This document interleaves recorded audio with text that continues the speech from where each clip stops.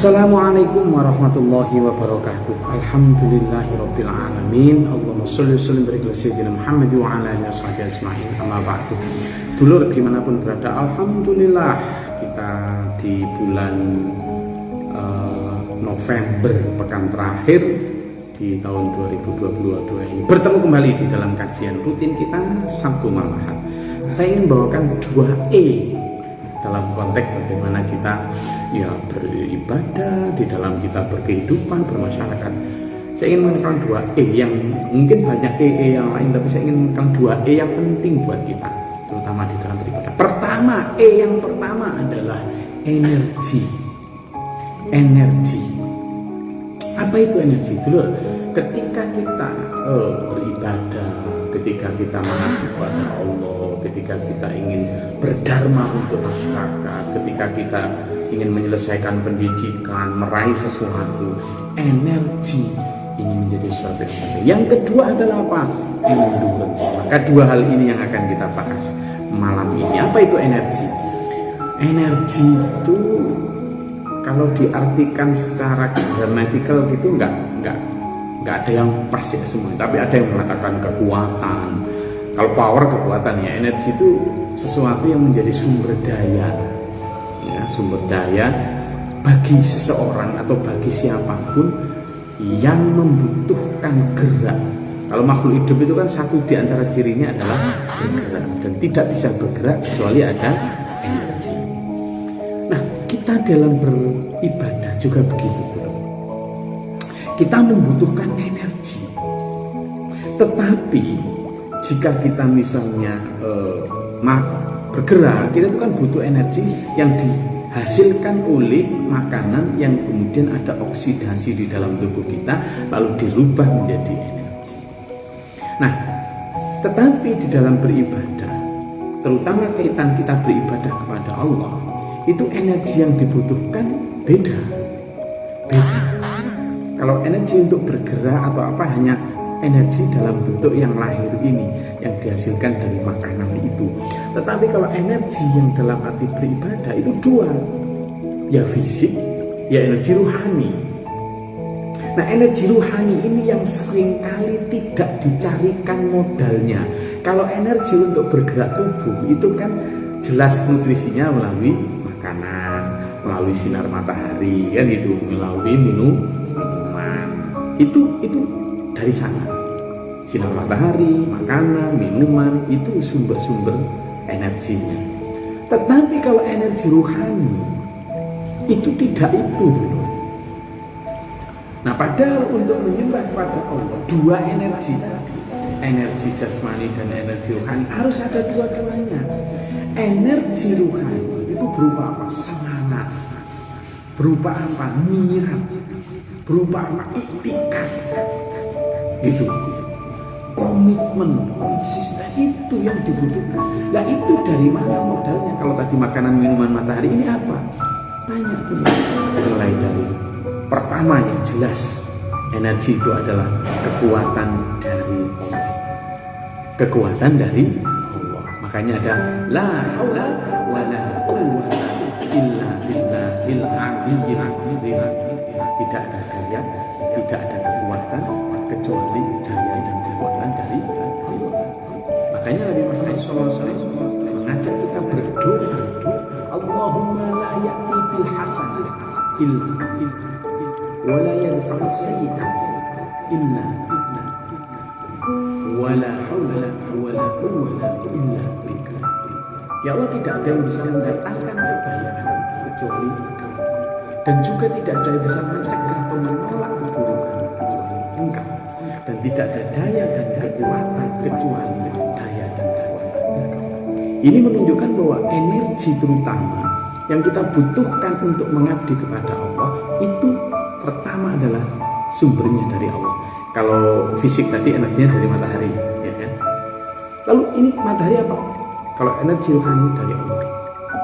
Makanya kita minta kepada Allah, ya Allah, kuatkanlah aku, ya Allah, teguhkanlah aku, dan seterusnya. Lalu energi kedua apa? Sedekah dulu. Sedekah itu energi rohani yang luar biasa, karena dengan sedekah dijanjikan di dalam Al-Quran bahwa kita akan mendapat doa usul. Itu nutrisi yang luar biasa besar. Sedekah. Sehingga kalau tadi daya kekuatan dari Allah kita raih dengan berdoa, dengan minta langsung kepada Allah, maka energi selanjutnya untuk rohani kita adalah sedekah. Maka banyaklah berderma, banyaklah berbagi, banyaklah memberi, senyampang kita mampu. Al-yadul khairun min as-sufla. Tangan di atas jauh lebih baik daripada tangan di bawah. Pekan lalu kita sudah bahas tuh bahwa untung-untungnya orang diberi tetap lebih untung orang yang memberi. Ini dua hal yang menurut saya harus kita camkan. Untuk itu nanti insya Allah dulu. Kemudian memaafkan sesama itu juga satu-satu sumber energi ya. Karena kita kemudian tidak ada dendam, sehingga energi positif itu berkembang dalam hati. Memaafkan sesama, kemudian menghilang rendah hati dan lain sebagainya itu. Nah, ini yang akan membuat kita akhirnya kemudian apa? Dalam melakukan ibadah itu tidak terlalu berat. Kenapa? Karena sudah dikasih energi tadi. Jadi kalau misalnya kita secara jasmani itu pengen ngangkat apa-apa gitu kan, kita butuh energi. Ketika nggak makan, ketika nggak minum, ketika nggak ada sinar matahari, nggak mampu, lemes. Itu kalau dari sisi jasmani. Kalau dari sisi rohani sama. Kita itu akan malas untuk sholat, malas untuk ngaji, malas untuk berdakwah, malas apa. Ketika rohani kita lemes karena nggak ada energinya. Gitu loh. Nah, maka energi ini yang perlu kita supply terus. Supaya apa? Berat loh dulu, nggak enak. Orang sholat itu berat kok. Sholat itu kan mengorbankan waktu, ya tenaga. Apalagi misalnya lagi enak-enak di sawah, lagi enak-enak di kantor, lagi enak-enak di pasar, lagi enak-enak di ya usaha lah. Kemudian Allahu Akbar, Allahu Akbar. Saya enak-enak, saya berdua, saya sih nggak terlalu berdua ya. Tapi saya enak-enaknya. Tapi kalau kan azan lagi, ini karena energinya nggak ada jadi. Apalagi kalau malam-malam sekarang waktu Desember, November bulan waktunya hujan-hujan kayak gini, lalu Allah berfirman, "A'udzubillahi minasyaitonir rajim wa minal laili fatahajjad bihi nafilatan laka 'asa an yab'atsaka rabbuka maqaman mahmuda." Tengah malam bangun manusia biar kamu dapat tempat yang terpuji. Berat di ini. Tapi kalau sudah ada energi, makanya dalam Al-Quran disebutkan orang yang belum mendapatkan energi dari Allah untuk beribadah itu sulitnya beribadah, karena namanya sa'atu seperti beratnya naik ke atas. Tapi kalau sudah dikasih energi Allah, enak. Lalu bicara energi, kita ini terbatas. Misalnya punya 100% energi, kita harus pinter-pinter bagi energi kita. Sekarang saya tanya, selama ini energi yang kita miliki baik jasmani maupun rohani lebih banyak kita manfaatkan untuk apa? Untuk apa? Untuk pikirkan ampunan dan ridho Allah tadi, atau untuk mengejar hal-hal lain? Itu makanya ayo kita bagi.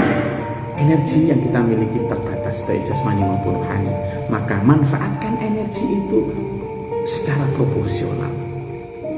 Saya dulu ingat Nabi minta Gus miliki gini, ini mikir bagaimana makannya para santri, kesehatan santri, apa itu nggak sampai 20% dari pikiran saya. Alhamdulillah sudah akhirnya dicukupi dan mampu. Yang 80% ini harus akan diberi untuk bagaimana karakter, sifat dan ajarannya masuk sampai diamalkan santri, metode apa, strateginya gimana dan seterusnya. Nah, kalau beliau segitu proporsi membagi energinya, nah kita sekurangnya itu 50% untuk energi kita pakai untuk urusan duniawi, 50% sekurangnya untuk, kalaupun nggak mampu 25% lah kita pakai energi kita untuk persiapkan ukhrawi kita, dan 75% untuk dunia. Jangan sampai kurang dari